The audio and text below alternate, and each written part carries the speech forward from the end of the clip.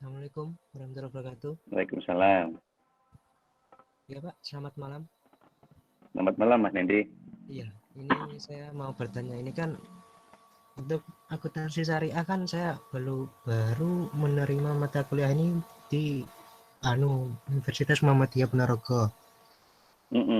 Iya. Ini kan saya mau bertanya ya, nggih Pak.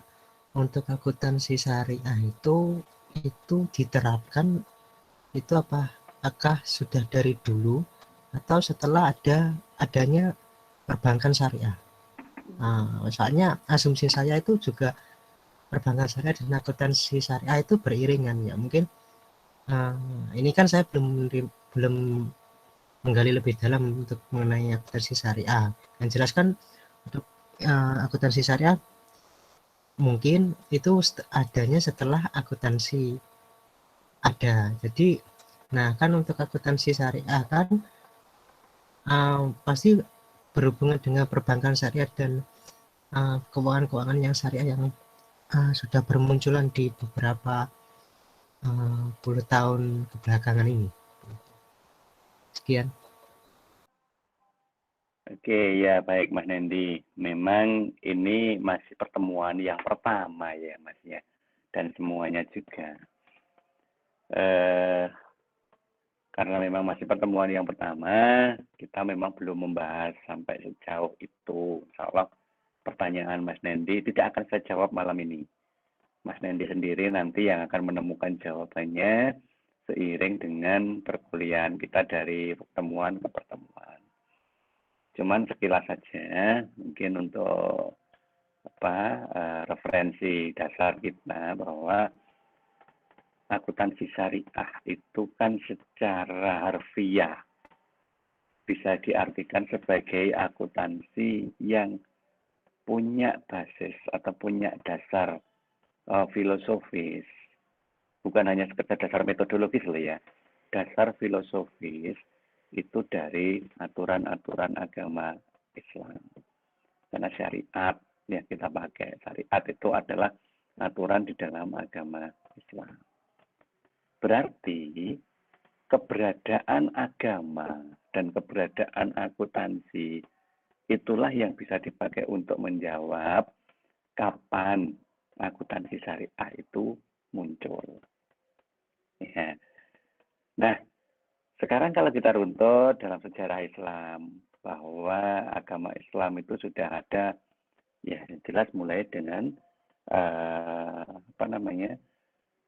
Nabi Muhammad ketika menyebarkan agama Islam. Nah, ketika Nabi Muhammad itu menyebarkan agama, Nabi Muhammad itu kan dalam riwayat sebenarnya dia punya pekerjaan, yaitu sebagai seorang pedagang yang diturunkan dari pamannya dan dimodali oleh istrinya. Dia menjadi seorang pedagang. Kalau kita bicara pedagang, berarti kan kita bicara tentang suatu hubungan sesama manusia dalam bertransaksi, bermuamalah. Ya kan? Padahal Nabi Muhammad itu adalah ya Nabi Rasulullah yang memang diutus untuk menyebarkan ajaran agama. Di mana dalam ajaran agama itu ada aturan-aturan yang mendasar yang diterima dalam setiap wahyunya di Gua Hiro ataupun dimanapun yang kemudian jadi Al-Quran itu yang mengatur tentang aktivitas manusia sesama manusia minanas ataupun dengan Allah minallah. Salah satunya adalah dalam bermuamalah. Sehingga dalam bermuamalah itu harus didasari oleh aturan agama. Begitu kalau menurut Rasulullah. Sehingga dalam muamalah itu nanti ada beberapa aturan yang didasari oleh Islam, di mana aturan-aturan itu juga nanti harus ada bukti catatannya. Karena walaupun di zaman Rasulullah memang catatan sudah mulai ada, walaupun ya jangan dibayangkan seperti saat ini bagusnya. Ya, zaman itu catatan ya memang masih terserai-berai gitu ya. Masih tergores di mana-mana. Ya. Itu. Kalau kita bicara dalam sisi syariah, berarti memang keberadaan dari akuntansi itu kan hanya nama, ya. Tetapi di dalam konteks akuntansi itu sebenarnya kan muamalah. Nah, di dalam muamalah itu sudah dilakukan mulai zaman Rasulullah. Rasulullah muamalah didasari oleh ajaran agama. Berarti syariah yang dipakai untuk mendasari muamalah itu sudah ada sejak zaman Rasulullah. Hanya ke depan, ke arah zaman modern ini, istilah nama, kemudian jenis-jenis transaksionalnya, peruntukannya, munculnya lembaga-lembaga keuangan yang mungkin zaman Rasulullah baru Baitul Mal aja ya adanya ya. Ya, sekarang sudah menyentuh ke berbagai macam aspek lembaga keuangan. Itu semakin kompleks. Nah, yang jadi pertanyaan adalah dasar kompleksitas dari aturan-aturan yang ada pada masing-masing lembaga itu. Mereka memilih ke arah apa? Nah, ini loh yang membedakan. Sehingga ada yang berjalan dengan menggunakan dasar syariat, maka itu disebut dengan menggunakan dasar akuntansi syariah. Ada juga yang berjalan menggunakan dasar akuntansi keuangan modern atau konvensional, tersebut begitu. Karena apa? Karena masing-masing punya tujuan. Nah, tergantung tujuannya apa, maka itulah cara yang mereka lakukan. Oke, sekilas begitu dulu aja untuk memahami kapan sih keberadaan dari akuntansi syariah itu muncul. Nanti ke depan kita akan banyak bicara itu, insya Allah juga akan terjawab dengan sendirinya di semester 6 kalau enggak 5 ya. Insya Allah nanti ada mata kuliah teori akuntansi. Oke, nanti di situ juga ada beberapa cerita terkait dengan sejarah akuntansi itu juga. Nah, sehingga nanti antar materi seperti ini tolong bisa dipadukan gitu ya. Jadi bukan berarti setelah ujian terus materi itu dilupakan, tidak. Belum ya, karena kalian mencari materi ini bukan untuk sekarang. Nanti, kita nggak ngerti kapan itu nanti kepake. Yang jelas bukan berarti kalau setelah ujian terus kemudian selesai, itu belum ya. Ujian itu kan hanya satu step aja untuk mengasah. Nah, sehingga nanti tolong itu beberapa materi dipadukan, sehingga dari situ nanti muncul jawaban. Oke, kita akan masuk ke materinya aja dulu, tentang akuntansi syariah itu apa. Nanti di sini saya akan mencoba membuat komparasi. Komparasi secara dasar dulu. Kita belum menyentuh ke level apapun itu ya. Kita belum menyentuh ke level agama, kita belum menyentuh ke level yang lain. Belum, kita hanya dasar. Sebagaimana tadi saya sampaikan di awal tadi.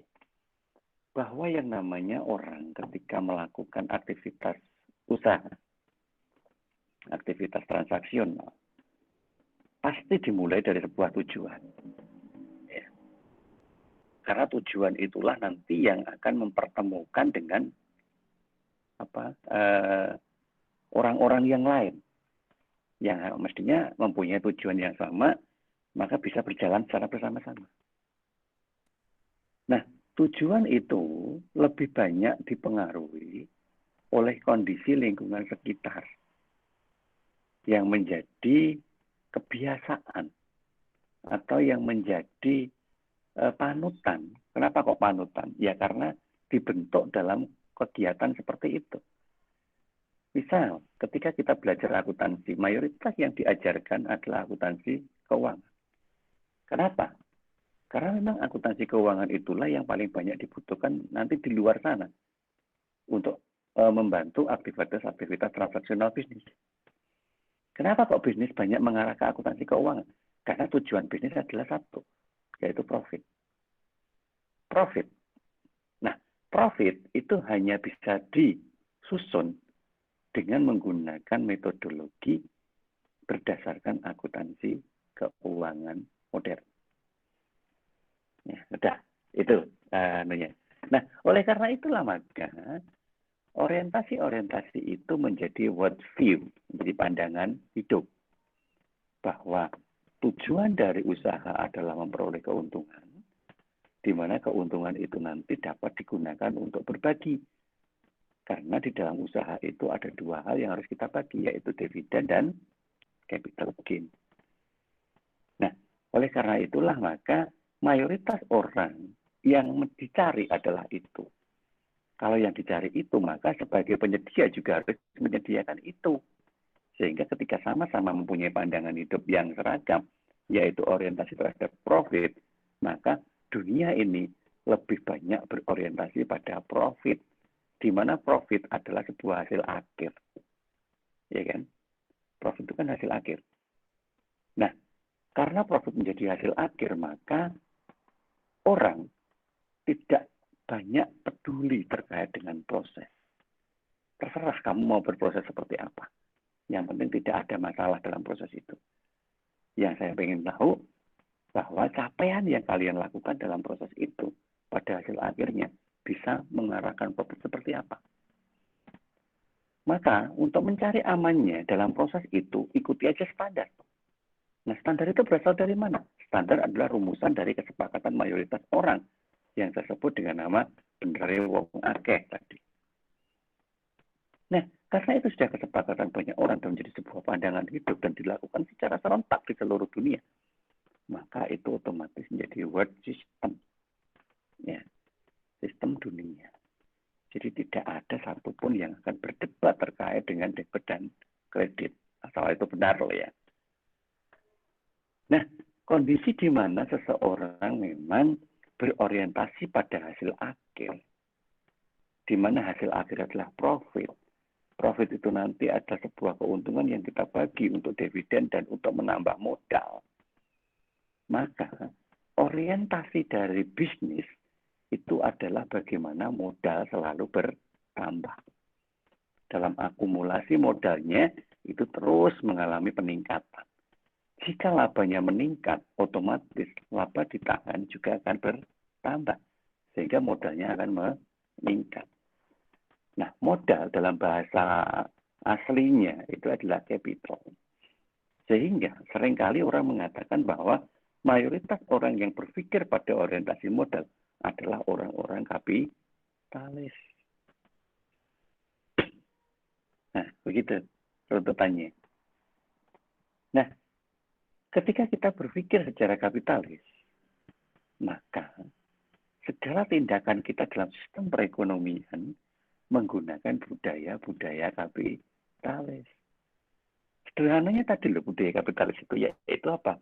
Yaitu berorientasi pada hasil akhir, tidak peduli terkait dengan proses, dan ingin segala sesuatunya selalu mengalami peningkatan. Ya, terutama pada masalah modal. Karena modal bertambah, maka otomatis aset akan naik. Kalau aset naik, berarti nilai perusahaan akan bertambah. Kan begitu aturannya. Nah, oleh karena itu, ketika dia bermain dalam sebuah lembaga, baik itu lembaga ekonomi, lembaga bisnis, lembaga apapun itu ya, maka yang diterapkan di situ adalah cara berpikir secara kapitalistik. Ya, jadinya tadi, orientasi pada penambahan modal, peningkatan keuntungan, dan berproses pada hasil akhir. Ketika ekonomi dan bisnis itu sudah berdasar dari kapitalistik, otomatis pengelolaannya juga menggunakan dasar pengelolaan yang kapitalistik juga. Kalau pengelolaan kapitalistik, otomatis akuntansi yang digunakan juga akuntansi keuangan kapitalis. Ya, saya sebut begitu karena memang akuntansi keuangan itu tidak penting pada prosesnya. Kenapa tidak penting? Karena proses sudah ada aturan yang baku. Ikutin aja itu. Ya, tapi kalau usah macam-macam, ikutin aja itu. Yang harus kita utamakan adalah piye carane laba ditahan meningkat, piye carane laba meningkat. Udah, selesai. Nggak usah mikir yang lain. Nah, itulah sistem akuntansi yang harus kita jalani. Kalau kita kembalikan pada apa yang saya sampaikan tadi, kalau kita berada pada seorang accounting, hidup kita tiap hari mengalami rutinitas yang selalu sama. Kerja, dalam pekerjaannya yang melakukan hal yang begitu-begitu aja terus, berproses terus seperti itu. Besok begitu lagi. Ya paling hanya data dan kejadian aja yang berbeda. Tapi sistem yang kita lakukan sepanjang hidup sama. Artinya apa? Artinya memang kita dikondisikan ibarat sebuah mesin. Mesin itu memang bagian dari proses. Tetapi tidak boleh berpikir atas proses itu. Yang diperoleh dari mesin, yang diinginkan dari mesin adalah produktivitas. Di mana produktivitas itu dinilai dari hasil. Maka yang jadi pertanyaan adalah mesin ini mampu menghasilkan kapasitas seperti apa?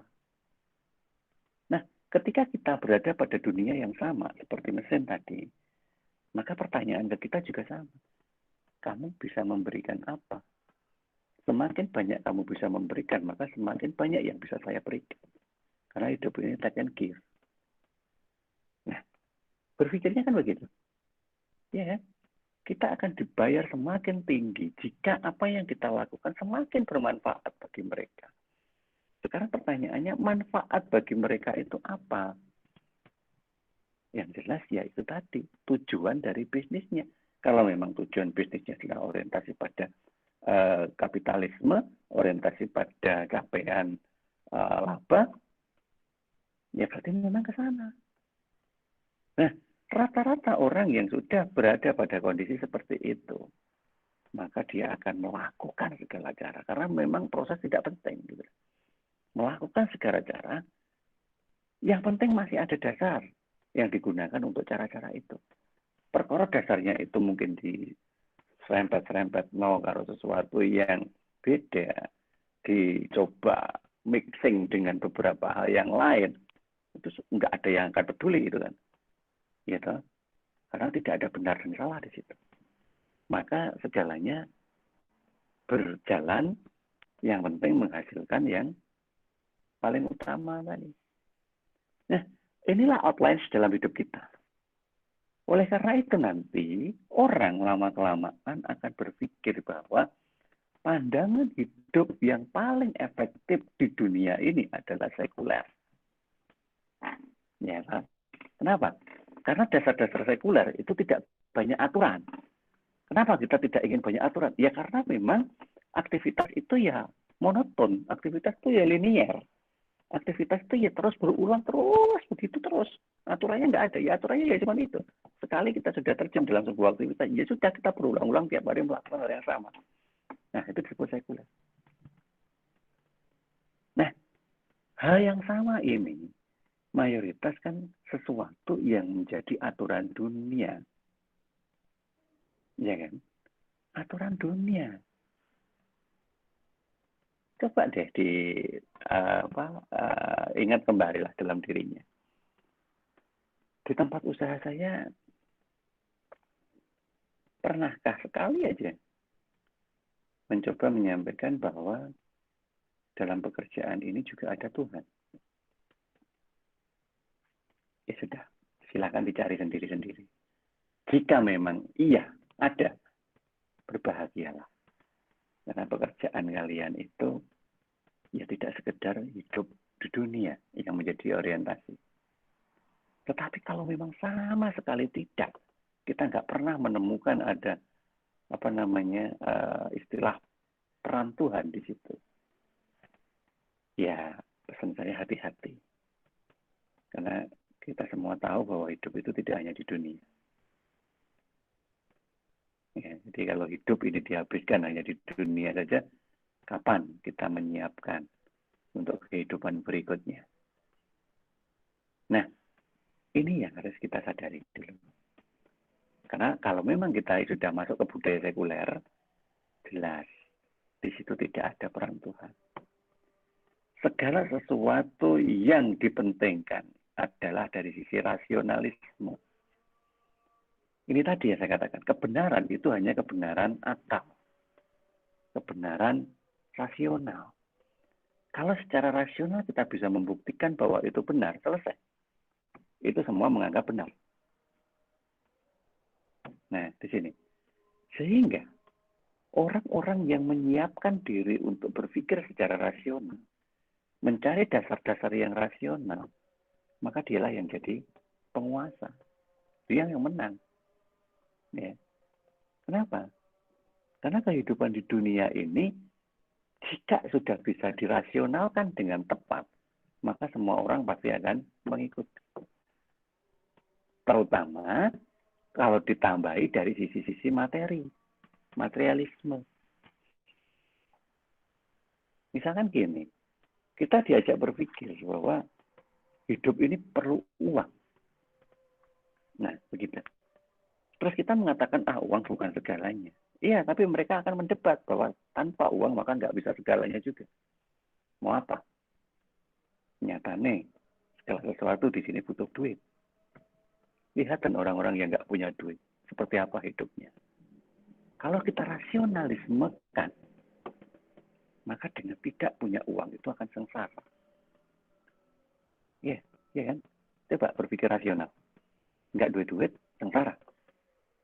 Kalau saya punya atau nggak punya uang tetap bahagia, itu hanya pepatah.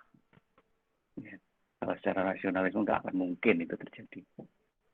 Maka selama rasionalisme itu masih mengunci di dalam pikiran kita, maka materi itu adalah everything. Materi adalah segalanya. Saya nggak perlu teman, saya nggak butuh teman, saya nggak punya teman, nggak apa-apa. Saya individualisme bisa hidup kok. Yang penting saya punya uang. Nah, ini loh yang terjadi. Maka mereka akan mencari di mana uang itu berada. Uang itu berada di pasar. Artinya pasar itu apa? Tempat kesepakatan antara pihak yang bertransaksi. Kalau memang kita bisa menyepakati transaksi itu, maka kita akan belajar untuk mencari cara menyepakati transaksi yang lebih besar lagi. Berarti karakter-karakter orangnya itu seperti apa kita kuasai. Kemudian kita bertransaksi dengan tingkat yang lebih besar lagi. Maka di situ kita akan menguasai pasar. Secara rasionalisme, materialisme kita tinggi. Nggak peduli kita hidup sendiri, misalkan banyak yang nggak suka dengan cara terserah. Kalaupun kamu nggak suka, paling nggak lama kok nggak suka sama saya. Selama kamu masih butuh uang, pasti kamu nyari saya. Nah, rasional berpikirnya, yaitu uang menjadi segalanya. Kalau sudah seperti itu, coba pikir, Tuhan ada di mana? Nggak ada Tuhan di situ. Karena setiap keberhasilan yang kita raih, itu bukan karena Tuhan, tapi karena kita bisa melakukan.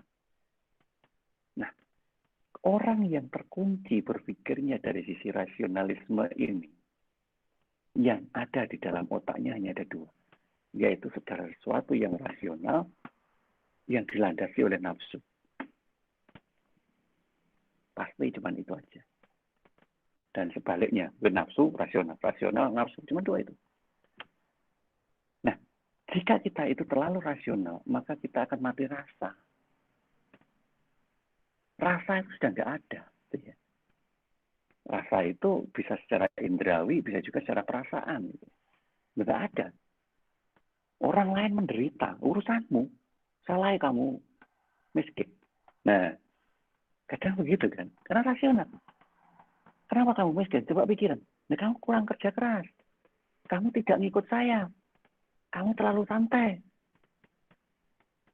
Nah, begitu saya mungkin berpikirnya. Nah, rasional semua kan. Inilah yang kemudian menciptakan orang-orang menjadi individualisme. Dan orang tidak penting punya teman atau tidak. Yang penting punya duit. Karena duit lebih penting daripada teman. Ya. Bahkan duit lebih penting daripada Tuhan. Nggak punya Tuhan juga nggak apa-apa.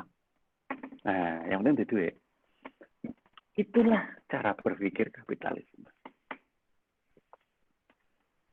Ya, jadi yang jauh. Jika ada yang masih berpikir seperti itu, ya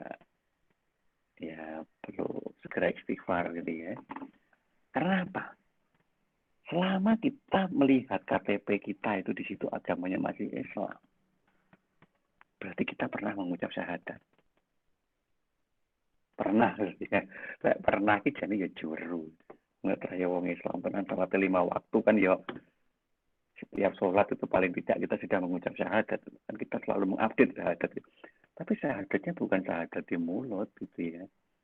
Tapi syahadat yang memang menghargai bahwa Allah itu adalah Tuhan kita. Nah ini yang dalam. Ini yang susah. Tidak ada satupun yang mengatakan itu mudah. Karena mayoritas apa yang kita lakukan itu hanya lip sync gitu ya. Lip sync, jadi di bibir saja. Nah, nggak sampai ke hati. Nah, karena apa? Untuk bisa mencapai rasa itu tadi, ya perlu kesadaran dan apa ya, perlu benar-benar kita ikhlas untuk melakukan. Jadi tidak lagi hanya berpikir rasional, tetapi berpikir secara rasa bahwa kita memang membutuhkan segala sesuatu yang ada di dunia yang akan kita pertanggungjawabkan di akhirat. Nah, ketika rasa itu nanti sudah bisa kita olah, maka otomatis keyakinan itu baru kuat. Karena susah kita itu langsung tiba-tiba meyakini sesuatu kalau di dalam rasa ini aja belum kita bisa tangkap gitu ya. Misalkan gini, saya mengatakan malam ini dingin. Ya tergantung kan gitu kan kadang masih berpikirnya. Kalau saya itu di satu ruangan yang penuh sesak ya kira-kira di sini panas. Atau mungkin kalau memang saya lagi di ruangan yang tidak terlalu banyak isinya ya biasa suhu kamar. Gitu. Tapi kalau saya di luar, misalkan ini di luar rumah, ya dingin. Atau di bawah AC, ya dingin. Nah, rasa itu kan masing-masing beda. Tergantung dari situasi lingkungan yang kita berada. Nah, tetapi setidaknya, kalau kita sudah mampu membuat rasa, paling tidak, rasionalisme kita itu sudah bisa dikendalikan. Gitu ya. Ya, coba bayangkan, kalau tidak bisa merasakan. Maka dia mengatakan bahwa setiap malam itu dingin. Setiap siang itu panas. Nah, apa? Secara rasional. Kalau malam nggak ada matahari, kalau siang ada matahari. Matahari sumber panas. Kalau sumber panasnya nggak ada, berarti ya malah dingin. Itu kalau rasional. Ya, tetapi kalau secara rasa itu kan situasional. Nah, sama seperti inilah ketika kita melakukan. Sehingga ketika kita tidak mampu membuat rasa, maka rasa itu bisa kita yakini bahwa, oh iya, malam nggak selalu dingin. Karena bisa jadi malam bisa panas. Dalam situasi-situasi tertentu. Atau sebaliknya. Sehingga itu menjadi sebuah keyakinan kapan kita merasa dingin dan kapan kita merasa panas. Nah, sama dengan ketika kita menghargai keberadaan Allah. Kapan itu saatnya? Selama kita memang masih melihat KTP kita itu Islam. Selama kita itu masih sholat. Atau menunaikan lah paling tidak rukun Islam itu. Insya Allah kita selalu kok ingat. Tapi yang belum selalu adalah ketika sudah ingat itu. Apakah kita terus mampu menjalankan apa yang kita ingat tadi? Ya kenapa? Karena kadang-kadang rasionalismenya itu lebih banyak mendominasi. Sehingga mengacak-acak yang namanya rasa dan keyakinan. Ini loh yang terjadi pada sebuah pandangan hidup kita. Karena apa? Karena di dalam ekonomi syariah itu nanti, ekonomi syariah? Ekonomi kapitalisme nanti. Itu akan terjadi suatu kondisi yang terus berputar-putar seperti yang tadi saya katakan. Kejadian yang selalu berulang. Rutinitas yang terus terjadi yang akan mengakibatkan kita berpikir seperti sebuah mesin. Kenapa? Karena ya memang berputar-putar di situ terus. Atau bisa seringkali kita katakan seperti lingkaran setan. Ya. Kita mulai dari manapun di sini, pasti akan balik lagi ke situ. Ya, coba dimulai dari mana? Misalnya dari modal, gitu ya. Ya, biasanya kan yang namanya orang mau usaha itu kan butuh modal kan gitu. Oke, modal itu dari mana? Kalau kita tahu di dalam akuntansi modal itu kan dari modal pemilik, modalnya sendiri, gitu. Kalau modal sendiri itu berarti kan simpenane dari uangnya si pemilik itu sendiri. Kok ngendi oleh, dia bisa nyimpen, itu uangnya dia, uang dia dipakai untuk modal usahanya. ya kan? Nah, akhirnya jika modalnya itu besar, maka dia langsung bisa berakselerasi membuat usaha yang besar. Tapi kalau modalnya kecil, ya paling masuk-masuk aja di kelas UMKM gitu. Nah, kan begitu. Jika kemudian ingin tumbuh, kok ingin tumbuh? Iya kan? Tadi loh kapitalisme, berpikirnya kan hasil akhir. Pokoknya saya harus bisa lebih baik dari waktu ke waktu, kan begitu. Ingin tumbuh kan? Nah, ingin tumbuhnya itu kan tergantung dari hasil. Hasil dari investasi modalnya jadi menghasilkan berapa? Ya kalau dia itu UMKM ya berapa loh ya, masih terus berada di UMKM itu dalam waktu yang bertahun-tahun. Tidak mungkin akselerasinya secepat sinetron, tidak mungkin. Kecuali kita berani berspekulasi untuk bermain utang dengan bank tentunya. Kenapa? Pertumbuhan dari aset itu bersumber dari pertumbuhan dari pasifanya. Ya kan? Pasifa ada dua, yaitu modal dan hutang. Kalau kita itu hanya berorientasi pada modal saja, ya sudah, ikutin aja dari alur investasi modal. Ya dapatnya berapa? Ya dapatnya sesuai dengan apa yang menjadi modal kita. Tapi kalau kita ingin akselerasi cepat, ya sudah, pasifanya ditambah dari unsur yang kedua, yaitu hutang. Kita punya modal 10 juta, kita utang bank 100 juta. Maka kalau kita hanya memulai usaha dengan modal 10 juta, ya apa loh, kalian bisa bayangin, usaha dengan modal 10 juta itu kayak apa? Hasilnya juga berapa? Ya, anggaplah pertumbuhan hasilnya sama, yaitu 10% misalkan. Kalau modalnya 10 juta, tumbuh 10% kan, ya baru 1 juta. Iya kan? Tumbuh 1 juta per tahun. Tumbuh 1 juta per tahun itu terus kemudian besarnya kapan? Nah, ya silakan dibayangkan sendiri. Beda kalau misalkan kita tambah tidak 10 juta, tetapi ditambah dengan hutang 100 juta. Maka menjadi 110 juta. Ya kan? Maka kita bisa memastikan kalau memang sama-sama tumbuh 10% dari 110 juta, ya, maka kita sudah mendapatkan 11 juta per tahun. Ya, yang satu cuma 1 juta, yang satu yang satu bisa 11 juta. Akselerasinya kan beda. Karena ada utang. Nah, dengan adanya utang itulah maka usaha kita kemudian kelihatan besar. Kalau sudah kelihatan besar, baru dilirik orang. Ya kan? Sehingga banyak orang yang ingin gabung, berinvestasi di tempat kita. Nah, coba kalau tidak ada bank tadi, tidak ada utang tadi. Kita punya modal 10 juta, kita ngomong alor gitu. Wih, sapa sing gelem invest ning nggonku? Sapa sing gelem invest ning nggonku nambahi modal? Nggak usahanya ayo dikerjakan bareng. Orang 10 juta bikin usaha dapat apa? Kalau saya invest di kamu, kemudian dapatmu berapa? Aku balik ke kapan? Kan orang berpikir begitu kan? Karena masih usaha kecil. Karena nggak ada orang yang tertarik. Beda dengan akselerasi dengan pinjaman tadi. Akhirnya usahanya kelihatan besar. Usaha kelihatan besar, hasilnya juga kelihatan besar. Gitu? Maka orang akan tertarik untuk investasi situ. Maka muncullah investasi. Nah, dengan berinvestasi akhirnya kan modalnya bertambah lagi. Hutangnya tadi sudah ada, modalnya bertambah, otomatis kan asetnya juga meningkat. Kalau aset meningkat berarti usaha itu kan semakin berkembang sehingga menyedot potensi kesempatan kerja itu lebih tinggi, kan gitu kan? Nah, muncullah kesempatan kerja. Akhirnya ada banyak orang yang kita bisa libatkan untuk pekerjaan itu. Nah, akhirnya pendapatan ekonomi per kapitanya meningkat. Ya kan? Meningkat. Akhirnya muncul orang-orang yang punya uang yang baru. Karena kita beri kesempatan kerja tadi. Usaha kita semakin membesar, otomatis membawa peningkatan pada pendapatan per kapita, sehingga ekonomi di daerah itu semakin tinggi.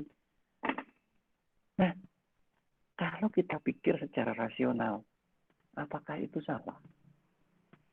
Ya, dan itu kan pasti sangat disetujui oleh siapapun bahwa peningkatan pendapatan per kapita nanti akan meningkatkan pertumbuhan ekonomi. Apalagi dengan kondisi seperti saat ini yang menjadi orientasi utama adalah pertumbuhan ekonomi. Kalau kita mampu melakukan itu, maka kita dicap pahlawan di situ. Kenapa? Ya karena ekonomi kita kapitalis. Di mana di dalam ekonomi kapitalis orientasinya ya tadi, hanya tumbuhnya saja. Bukan masalah kita harus bertanggung jawab ke siapa. Nggak penting kita tanggung jawab ke siapa. Yang penting tumbuh. Indikator tumbuh adalah peningkatan modal. Nah, di sini loh orientasinya. Nah, artinya apa? Yang menjadi tujuan utama? Ya, jelas harta. Ya kan? Jelas harta. Karena aset itu kan sama dengan harta. Padahal nilai suatu usaha itu akan ditentukan berdasarkan dari jumlah asetnya. Semakin tinggi jumlah asetnya, maka nilai perusahaan itu semakin tinggi.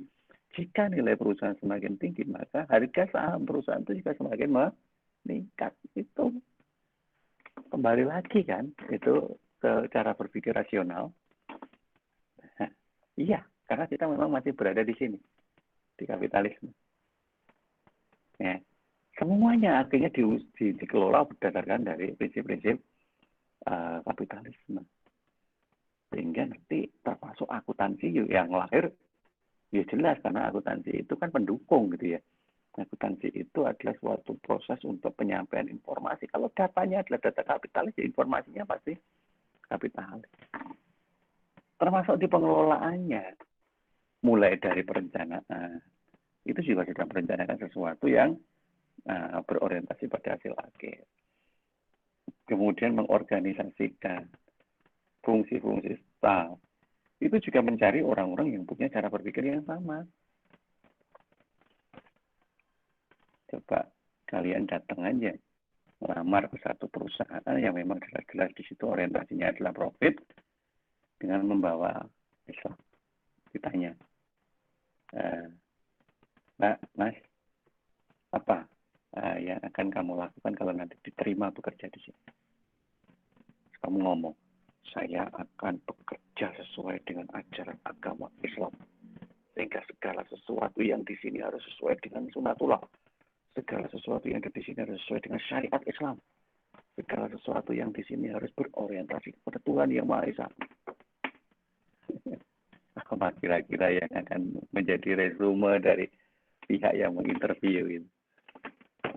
Nah, iki anu ae wis. Iki kan awake dhewe duwe masjid. Masjid iki ora eneng sing ngurusi. Sing ngene gini, rada accounting, ngurusi masjid ya. Gitu. Jadi marbuat turunan kono ya ora apa-apa. Ya kira-kira begitu yang dipikirkan. Ya kan? Nggak akan jalan. Karena apa?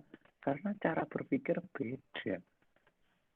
Kadang kita kemudian kalau salah berpikir ya lucu. Loh, aku itu loh mau menjalankan syariat Islam loh. Padahal bagian dari muamalah itu kan juga tetap harus berdasarkan Islam. Nah kok salah ya? Iya, salahnya itu karena memang situasinya yang tidak sesuai. Persis seperti cerita Nabi Ibrahim ketika mencari Tuhan itu. Ya, persis seperti itu. Coba maknai kisah Nabi Ibrahim ketika mencari Tuhan. Jangan dimaknai seperti cerita zaman kita masih kecil. Nggak boleh, beda besar. Jadi kita coba maknai itu.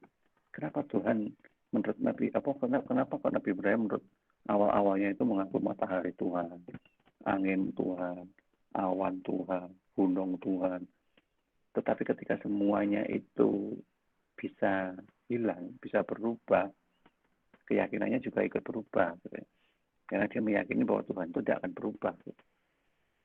Nah, ya sama seperti saat ini. Ketika kita salah dalam mengaplikasikan sesuatu, yang terjadi bukan berkah, ya, tapi musibah. Nah, di sini.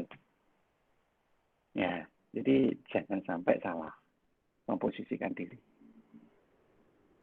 Kita pintar berenang, kita sudah juara olimpiade, kemudian kita mencoba melawan arus sungai yang deras, ya tetap kalah, gitu kan? Karena memang situasinya tidak pas, gitu. Oleh karena itu, maka di sini fungsi manajemen yang dibutuhkan ya fungsi manajemen yang mendukung. koordinasi, pengarahan, motivasi, sampai pengawasan. Semuanya ya memang harus mempunyai cara berpikir yang sama. Kenapa?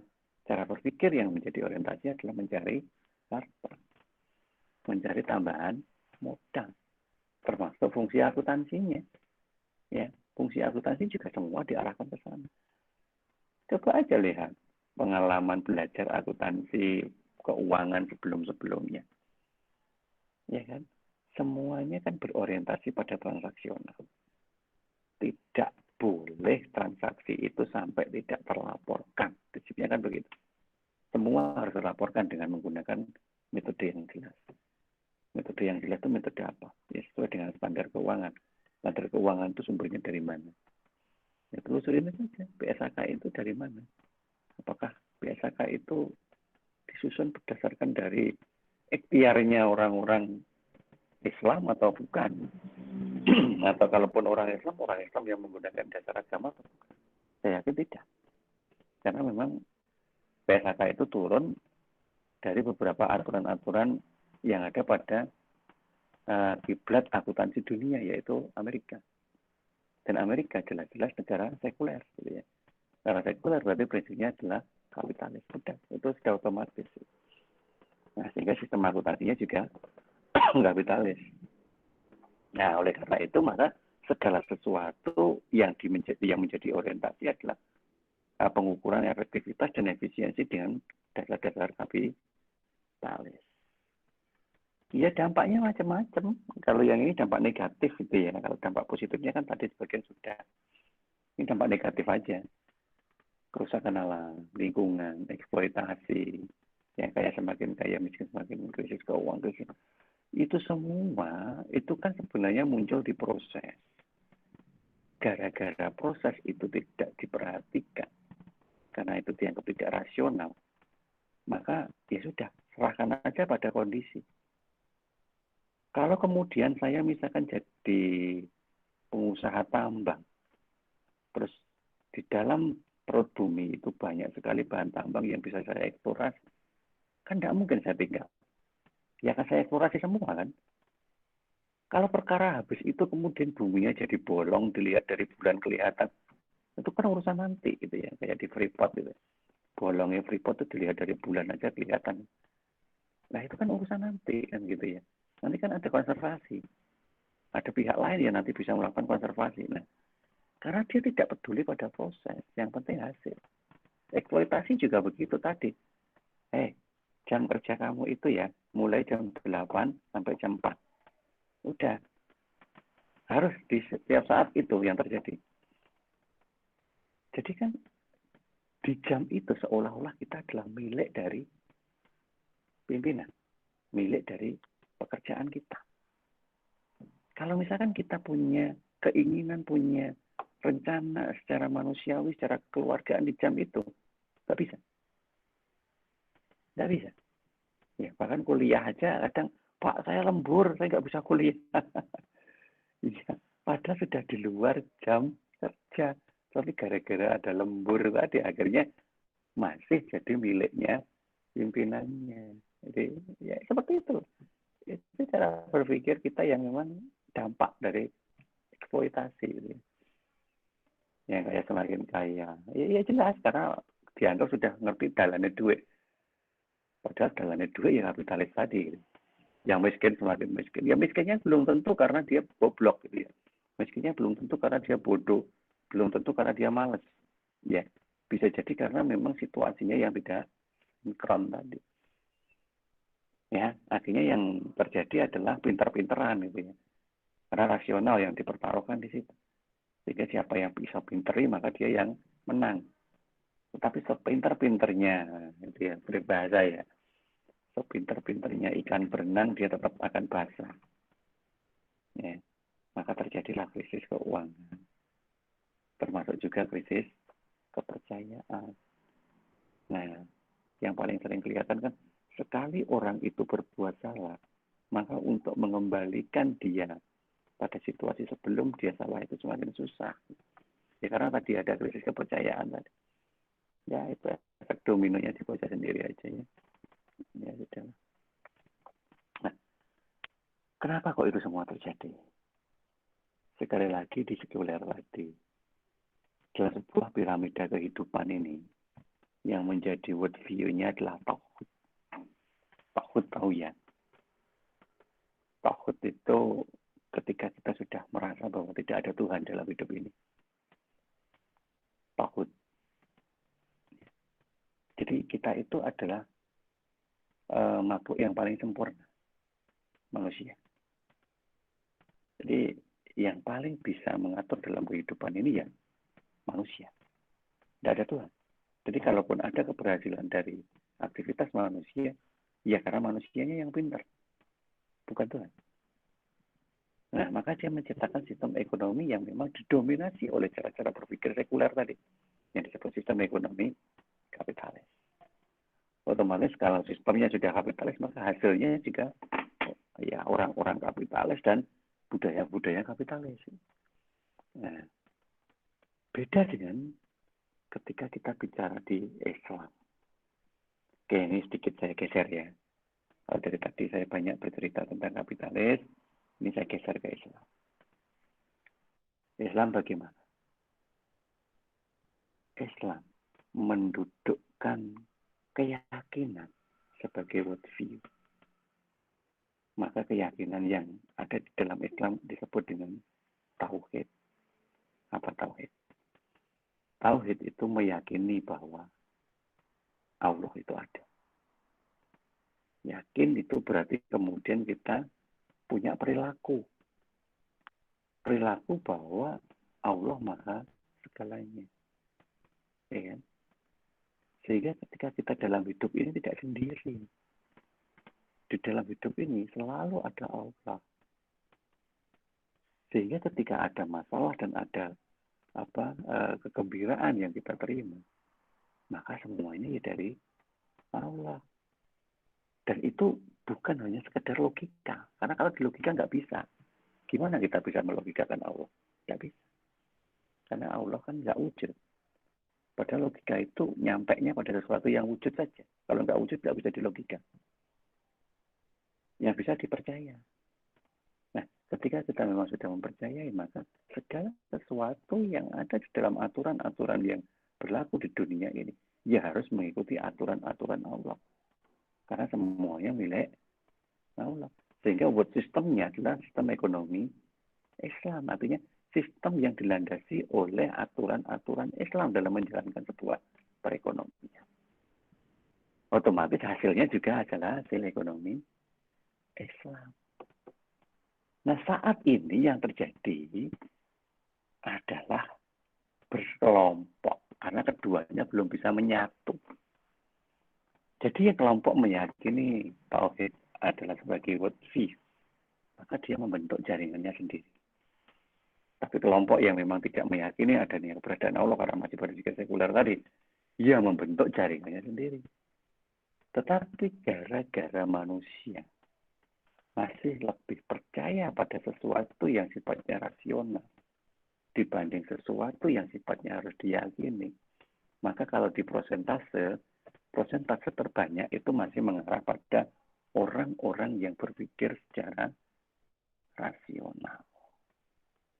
Ya, karena dunia ini penuh dengan rasionalisasi.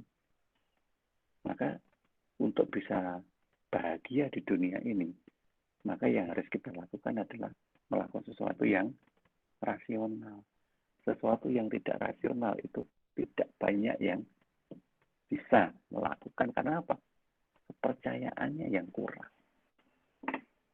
Islami orang, sebagus-bagusnya orang itu dalam memahami Islam, belum tentu dia bisa berjalan dengan menggunakan piramida tauhid ini.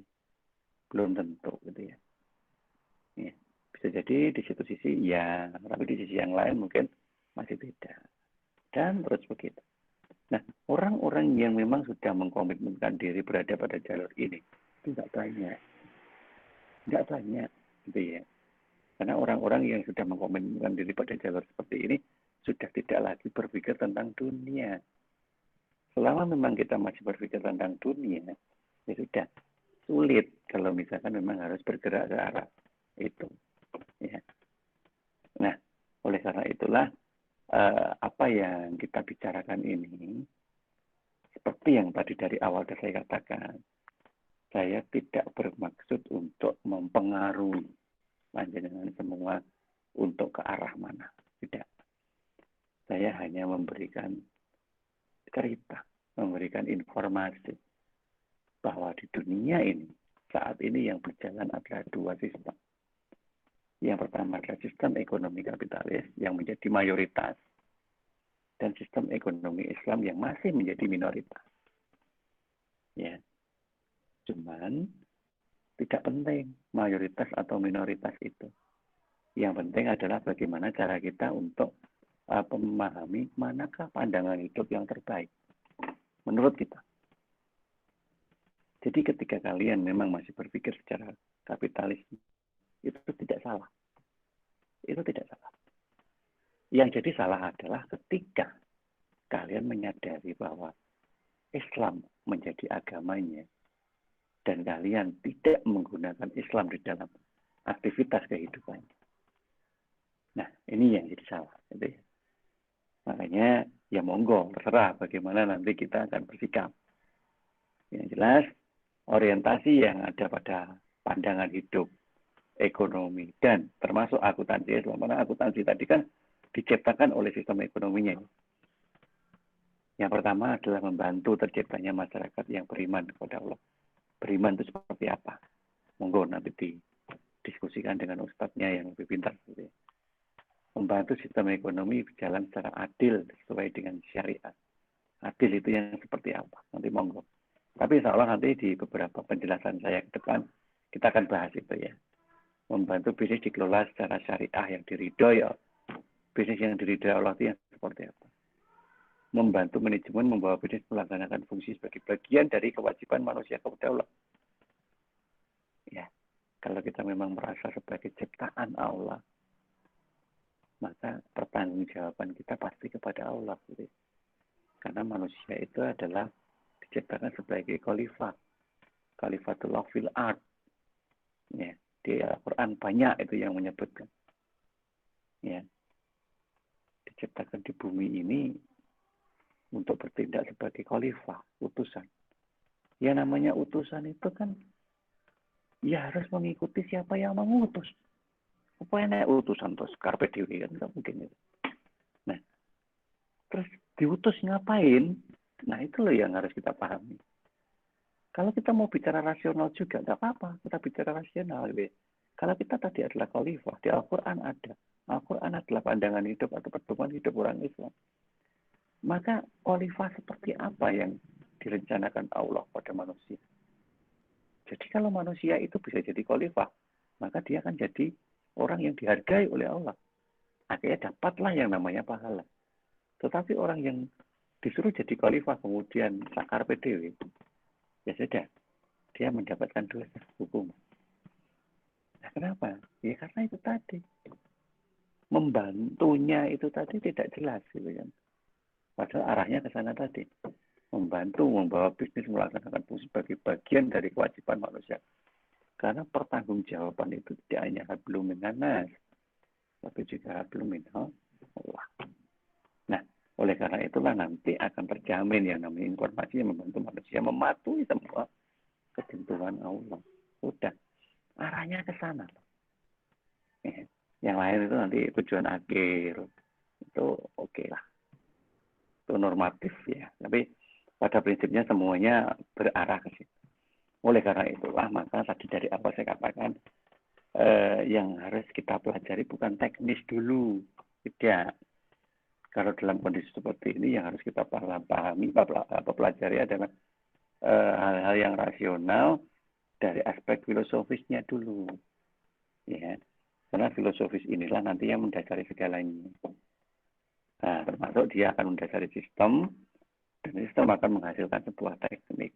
Jadi untuk mencapai teknik itu kita harus mulai dari filosofisnya. Jadi jangan sampai kalian itu nanti gara-gara aspek filosofisnya yang lemah, maka dikalahkan dengan beberapa argumen-argumen rasional. Wis to akuntansi iki to yo to. Apa sing kok goleki? Nek kamu itu memang mau beribadah, ibadah saja, wis gak usah mikir akuntansi, gak usah masuk ke dunia akuntansi. Mending kamu jadi marbot aja di masjid. Oke, pahalanya nang kono. Daripada kamu berakuntansi terus jerekmu nang kono banyak dosa. Ya terus kalau begitu, apa fungsinya kamu kuliah akuntansi sih yang menghabiskan uang puluhan juta? Ya toh, kalau memang kamu tidak bisa berakuntansi dengan benar. Nah, padahal benar yang dimaksud adalah benar secara kapitalisme. Disitulah nanti tantangan memang. Saya tidak menyuruh kalian kemana, tidak. Ya, karena bukan porsi saya untuk mengarahkan kalian kemana. Tapi yang jelas saya ingin kalian berpikir apa yang kemudian menjadi hasil pilihannya. Nah, oleh karena itu paling tidak untuk membuat landasan berpikir itu kuat, kita harus pahami akuntansi syariah itu tidak hanya di permukaan saja. Kalau hanya teknik itu namanya hanya memahami di permukaan. Ya, kita harus masuk ke dalam, mulai dari filsafatnya, sistemnya, hingga nanti bagaimana teknik akuntansinya. Jadi kita tidak penting bicara tentang teknis itu di awal, tapi nanti setelah kita banyak bicara tentang terjemahan beberapa perintah-perintah Allah dalam Al-Quran itu untuk bisa menjadi sebuah dasar bermuamalah. Oke, kira-kira begitu yang bisa saya sampaikan untuk dasar ya, untuk pengantar dulu, mengantar di dalam belajar akuntansi berbasis syariah. Oke, baik, silakan kalau memang ada yang mau bertanya. Oh iya, oke. Sebelum lupa, absen ya. Jadi saat ini absen dilakukan sendiri oleh mahasiswa dengan masuk ke simtiknya, ya. Jadi Pak Arif tidak mengabsen, Pak Arif tidak lagi minta kalian nulis di chat room, tidak. Tapi silakan masuk ke simtiknya, cari akuntansi syariah, kemudian absen di situ. Waktu absensinya mengikuti waktu perkuliahan kita. Jadi mulai tadi, jam berapa tadi? Jam 18.45, insya Allah ini tadi saya setting sampai jam 20.30 kok ya. Ini masih jam 20.18, masih ada waktu untuk melakukan absensi. Oke, monggo silakan bertanya kalau ada yang memang mau ditanyakan.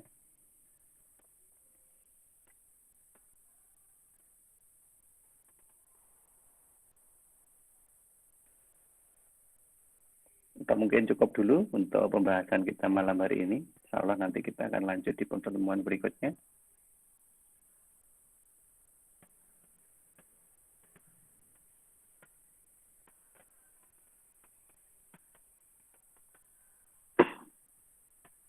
Nggak ada yang mau unmute. Ya, semoga masih stay di situ ya. Pak Arif banyak cerita memang untuk pembahasan materi ini tidak terlalu banyak teknis. Insya Allah kita baru bicara teknis nanti setelah UTS. Ya, sebelum UTS ini memang direncanakan untuk bicara sesuatu yang sifatnya mengarah ke terjemahan filosofisnya. Banyak mengarah ke situ. RPKPS tadi sudah saya sampaikan, bisa kalian coba baca. Kalau kalian amati materi-materi sebelum UTS itu lebih banyak ke materi-materi teoritis.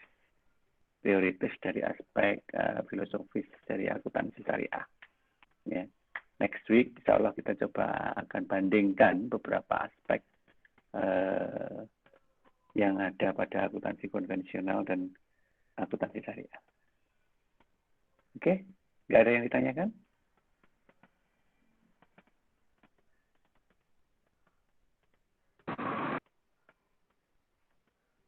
Belum, Pak. Oke, Mas Rizko. Oke.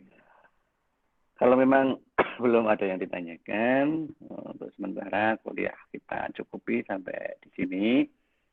Seperti biasa, nanti hasil rekaman akan saya share di YouTube, ya, seperti dulu zaman di MK itu. Cuman tadi saya mohon maaf agak lupa menekan tombol rekamannya itu. Jadi apa yang saya sampaikan di awal sebelum masuk ke materi tadi nggak kerekam, ya nggak apa-apa lah. Nanti kita akan ulangi lagi di pertemuan-pertemuan yang akan datang. Oke, demikian mungkin yang bisa saya sampaikan di kuliah kita malam hari ini. Terima kasih atas perhatiannya. Mohon maaf jika ada yang tidak berkenan atas apa yang saya sampaikan. Karena nyun sewu, nanti ya ke depan Pak Arif jadi orang yang berbeda. Tidak sama dengan ketika ngajar di manajemen keuangan gitu ya. Manajemen keuangan lebih mengarah kepada beberapa hal yang sifatnya di dunia semua gitu ya. Konvensional semua normal semuanya kapitalis ya. Ya ini sekedar tuntutan peran ya. Jadi namanya dosen kan harus menyampaikan materi sesuai dengan isi. Nah di akuntansi syariah ini baru bicara yang jujurnya nih. Jujur sebagai seorang yang sama-sama mengetahui tentang Islam. Oke, mungkin demikian. Ya, terima kasih untuk semuanya. Selamat malam, selamat beristirahat. Insyaallah kita ketemu lagi di pertemuan yang akan datang. Kita akhiri. Assalamualaikum warahmatullahi wabarakatuh. Waalaikumsalam warahmatullahi wabarakatuh.